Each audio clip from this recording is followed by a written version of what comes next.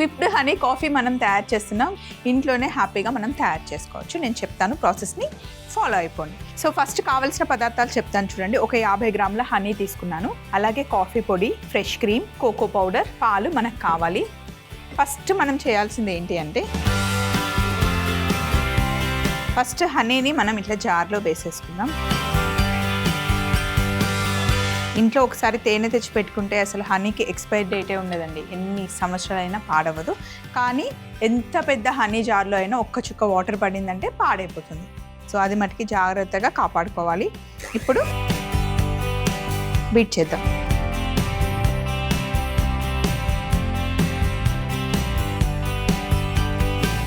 ఇలా ఫస్ట్ హనీని మనం బీట్ చేసుకోవాలి. హనీ చూడండి ఎంత లైట్గా అయిందో. ఇప్పుడు ఇందులో కాఫీ పొడి వేసేస్తున్నాను. 1 టేబుల్ స్పూన్ కాఫీ పొడి తీసుకున్నాను నేను.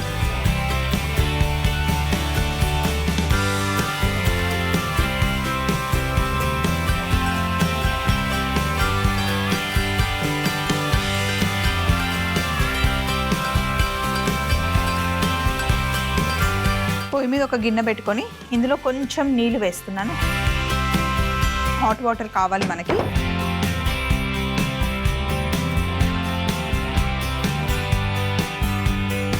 ఇలా నీళ్ళు ఒక బాయిల్ రావాలి. వచ్చిన తర్వాత ఇప్పుడు మనం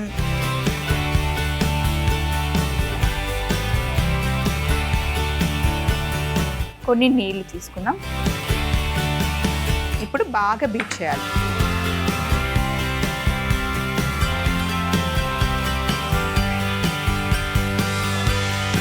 ఇలా మంచి కాఫీ విప్ క్రీమ్ లాగా తయారవుతుంది అనమాట. ఫ్లేవర్ అయితే అసలు ఆసమ్. కిచెన్ అంతా నిండిపోయింది. ఇప్పుడు చూడండి, ఇలా చేసినా సరే కింద పడకుండా స్టిఫ్ అయిపోవాలి. అసలు అరోమా అయితే కేక్ ఉంది అసలు. ఇప్పుడు నెక్స్ట్ చేయాల్సింది, ఫ్రెష్ క్రీమ్ ఉంది. ఫ్రెష్ క్రీమ్లో ఆల్రెడీ కాచి చల్లార్చుకున్న పాలు మిక్స్ చేస్తున్నాం.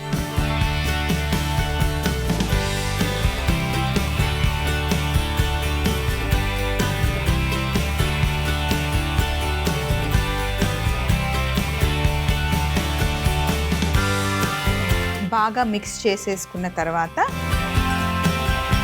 మనం ఎందులో అయితే వేసుకుంటున్నామో గ్లాస్ తీసుకోండి అండ్ ఐస్ పీసెస్ తీసుకోండి. ఫస్ట్ గ్లాస్లో కొన్ని ఐస్ పీసెస్ వేసుకోండి.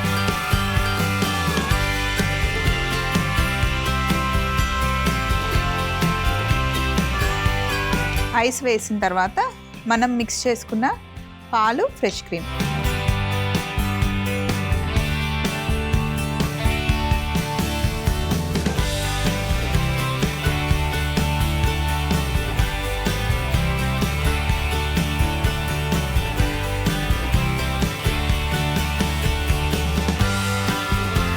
ఇప్పుడు మనం తయారు చేసుకున్న కాఫీ క్రీమ్ని వేసేసుకోవడమే. అబ్బా,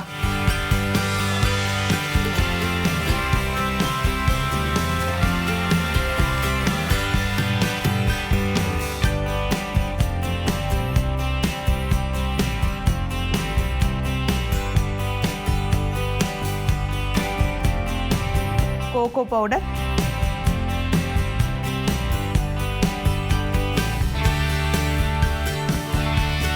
కాఫీ బీన్స్ పై నుండి కొంచెం గార్నిష్,